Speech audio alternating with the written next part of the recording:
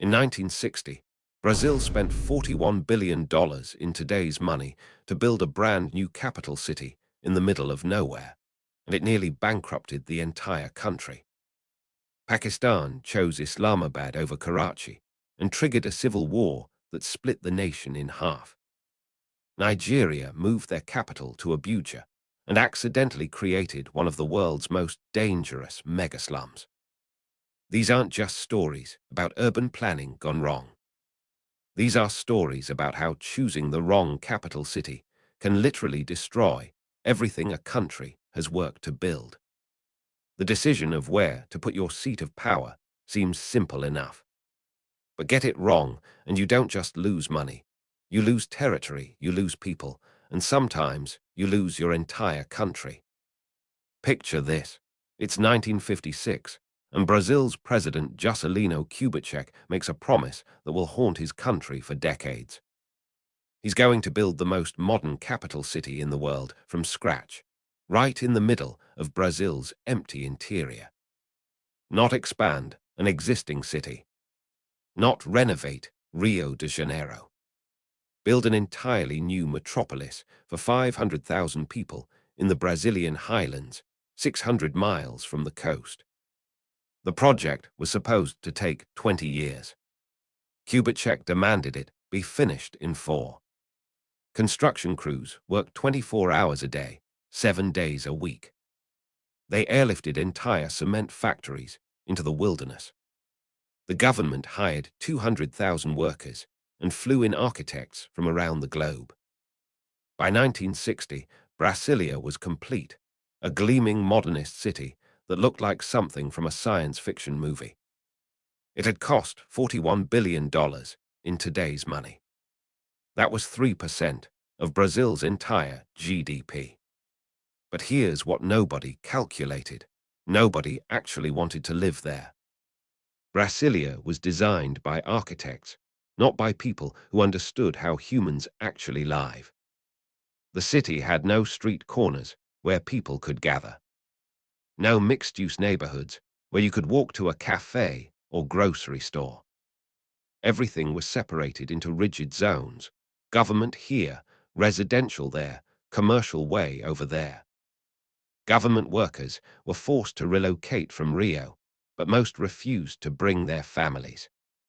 They would fly back to Rio every weekend, earning the nickname the 500-mile commuters. By 1970, 10 years after opening, Brasilia's population was barely 140,000, less than a third of what planners expected. The city had some of the highest suicide rates in Brazil. Newspapers called it the capital of loneliness. Meanwhile, Rio de Janeiro, the old capital, still held all the real economic and cultural power. Brazil had spent a fortune to build a capital that governed a country from 600 miles away from where anything actually happened. But this was just the beginning of the disaster. Now let's talk about how a capital city choice can literally split your country in two. In 1959, Pakistan decided to move its capital from Karachi, the country's largest city and economic center, to a brand new planned city called Islamabad, 700 miles to the north. The official reason was that Islamabad was more centrally located. But here's the real reason. Karachi was in Pakistan's southern region, dominated by the Sindhi ethnic group. Islamabad was in the north, controlled by Punjabis who held most of the political power. This wasn't urban planning. This was ethnic politics disguised as urban planning. The move to Islamabad sent a clear message to Pakistan's eastern wing, modern-day Bangladesh, that the government was literally moving further away from them. East Pakistan was 1,000 miles from the new capital, separated by the entire width of India. When East Pakistanis protested government policies, officials in Islamabad were so geographically and culturally isolated they couldn't even understand what was happening. In 1971, just 12 years after the capital moved, East Pakistan declared independence and became Bangladesh. Pakistan lost 55% of its population and 15% of its territory in a brutal civil war. A capital city choice had directly contributed to cutting the country in half. Nigeria thought they could avoid these mistakes when they moved their capital from Lagos to Abuja in 1991. Lagos was overcrowded, they said.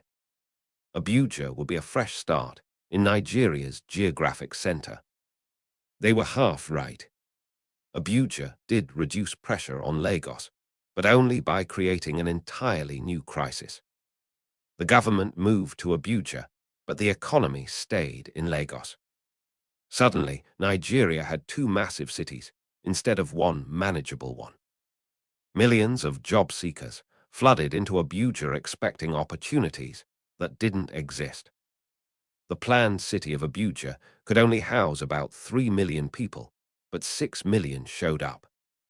The overflow created massive slums around the city's edges. Places like Mpape and Dutsi El Hadji, sprawling settlements with no running water, no electricity, and no government services. These weren't temporary refugee camps. These became permanent cities of poverty, surrounding the gleaming government district. Today, Abuja has some of the worst inequality in Africa. Politicians work in air-conditioned offices, while millions live in tin shacks just miles away.